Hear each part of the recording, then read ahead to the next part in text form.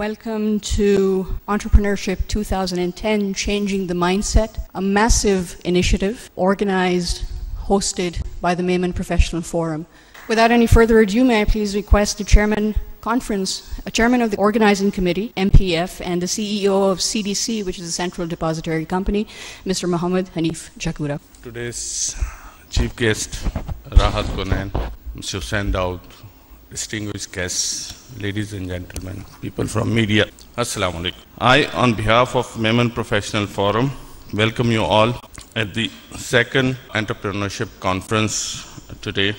Ladies and gentlemen, based on the great success and positive feedback of the first conference held in August last year, it was felt that conferences of this kind need to be held on an annual basis to provide a forum for people who have achieved success to share their experiences. Ladies and gentlemen, as you all know, Memon entrepreneurs have contributed a lot to this country of ours, and names like Dawood, Dadas, Adamji, Bhavani, Ghani and Tayyab, Tabbas, Gul Ahmad, Pakola, and many others are well known.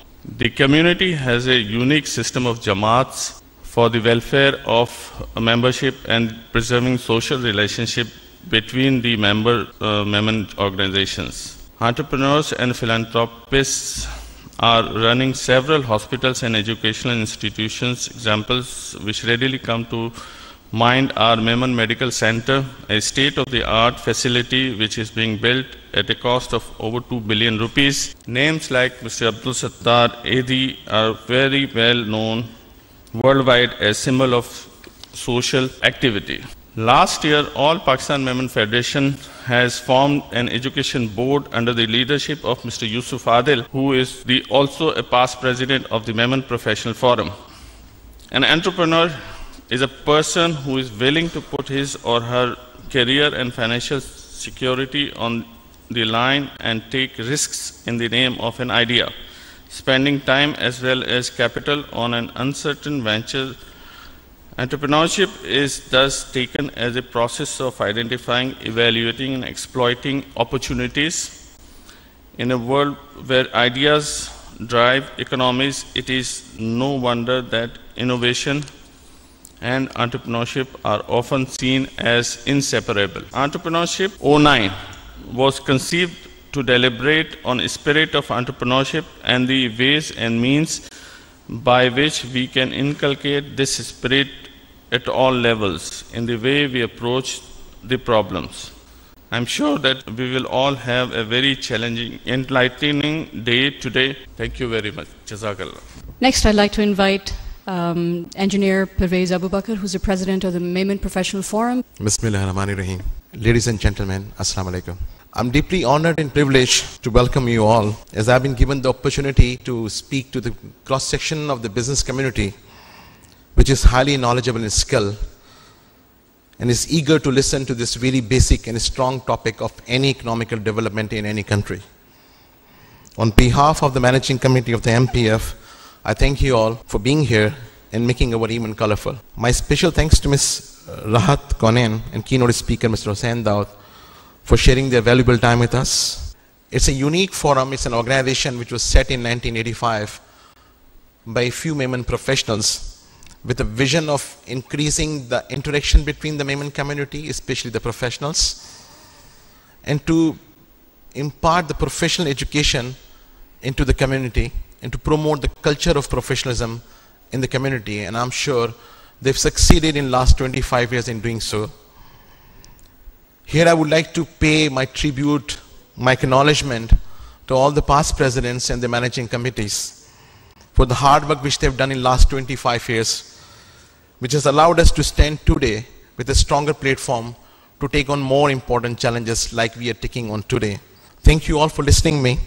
May Allah bless you all. Hope we all will have a wonderful day ahead. Thank you very much. Pakistan, Hyderabad. Thank you very much, sir. Next, we have the conference keynote, which will be presented by Mr. Hussain Dawood, who's the chairman of the Karachi Education Initiative, Karachi School for Business and Leadership. Ladies and gentlemen, can we please put our hands together and invite Mr. Dawood on stage? Distinguished ladies and gentlemen, Assalamu alaikum wa rahmatullahi wa barakatuh. I am indeed honored by the invitation to come and say a few words on this very important event. I thank you for that. The theme of today is entrepreneurship, changing the mindset. And that's exactly what I'm going to talk to you about. What is success? And is success necessarily the same for everyone? I say success is something that's very personal. You have to decide what it is that pleases you or would make you happy. And then, from there, you distill what would be the key performance indicators which will spell success for you. And I'd like you to imagine is that film of Will Smith in which he was in New York and he was the only person in the whole city. Now tell me, what are the value of the assets in that city? You can go and take any building you want. You can go where you want, but you're entirely alone. So there's no value in those assets. What creates value is people. And it's people who create demand. And from demand, you get value. So we realize that it's not assets that are important, it's people that are important. Along with that, we realize that success is also related to people in a different way. It's that people recognize you as being successful. If you're alone, what good is recognition? Now, ladies and gentlemen, these are very hard realities. We're all going to grow old, and we're all going to die. That is a certain fact. So we've got to think about what type of legacy are we going to leave behind us. So it's very important that in our day-to-day activities, in trying to achieve success, we don't lose sight of the long term. If you can understand that, if you can actually adopt it today, then I think this conference would have achieved its objectives of changing the mindset. So when we realize that our success factors are critically influenced by time and environment, we need to pay a little bit of attention to analyzing in what environment are we performing. In our country today, we have some significant challenges. I think all of us know, are very familiar with, the importance of governance, the importance of good governance and transparency. Yet the sad fact is that if we were to look at where we stand globally, we do not earn any respect in the global community of nations. I don't want to talk to you about the business side because people may think I'm trying to blow a trumpet, which I'm not. But I think you've seen the performance of Engro. Why is that possible? Because we have always emphasized the importance of doing business based on an ethical foundation. The net result is that, the Creator blesses you and you get opportunities that come so fast, and on not a single occasion have we ever gone out and been accosted that we should look after someone. We just won't do that type of business because those are our values, those are our principles. We will not do it. And therefore, people come to us because say, this is a party that we can rely on. This is a party that we can trust. So there's enough theoretical concepts. This school is not working on theory. It's working on hard-nosed experience. Imagine in your own minds that if you had one of these graduates, you employed, male or female, and you knew that that individual had competence, but on the foundation of integrity, don't you think you'd just multiply yourself? It's axiomatic, it's self-evident. All of us look for those type of people. Do we find them? The answer is no. Why don't we find them? Because there's no institutions that produces them. No institution is concerned with them. What happened in the global economy? The financial tsunami that took place. What's the foundation of that? Greed, jute, taking mortgages and repackaging them and trying to get a rating which is entirely fictitious and then selling them on to people.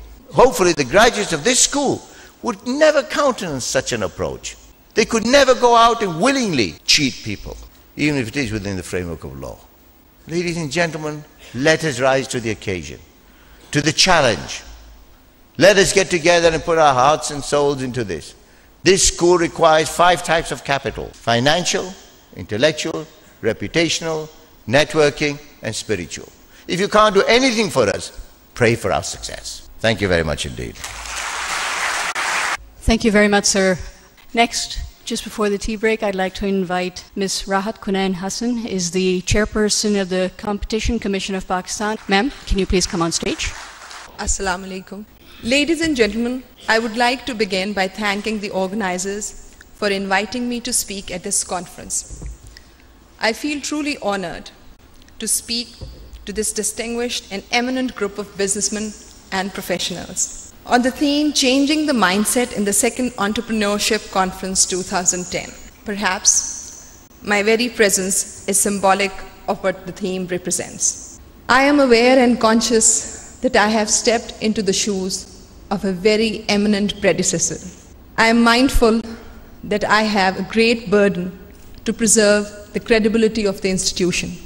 I assure you that I do have the will, and I'll endeavor to have the patience to improve the understanding and enhance the expertise of this institution.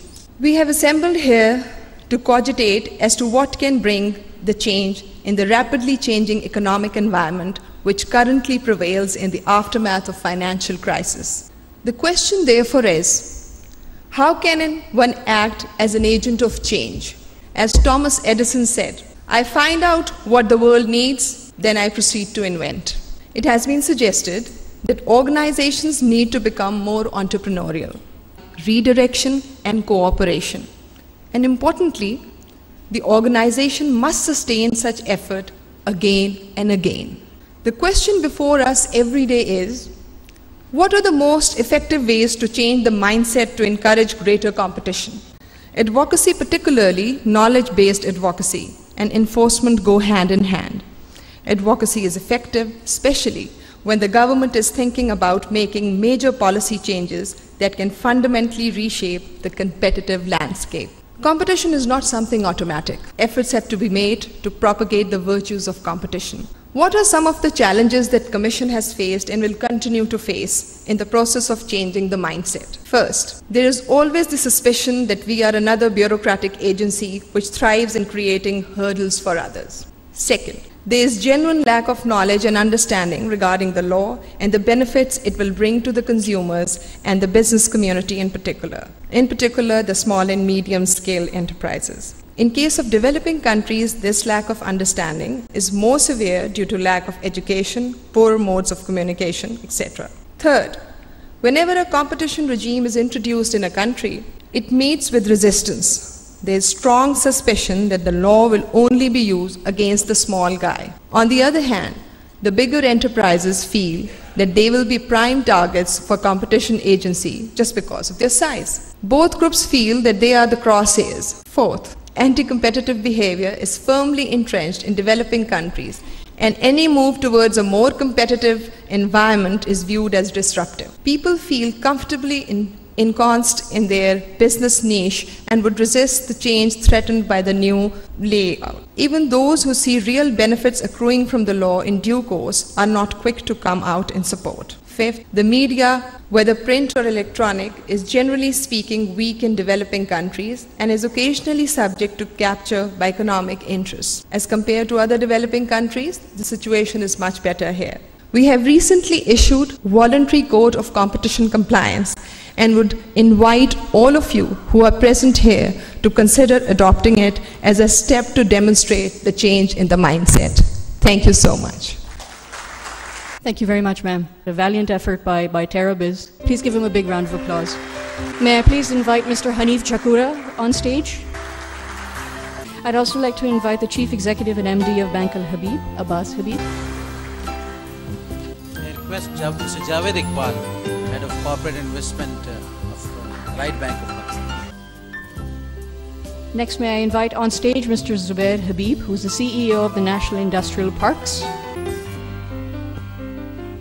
And may I also request Mr. Aftab Tapal, who's the CEO of Tapalti, who has also graced us with his presence. As I said, events like these and gatherings like these are simply not possible without the support of all sponsors and partners.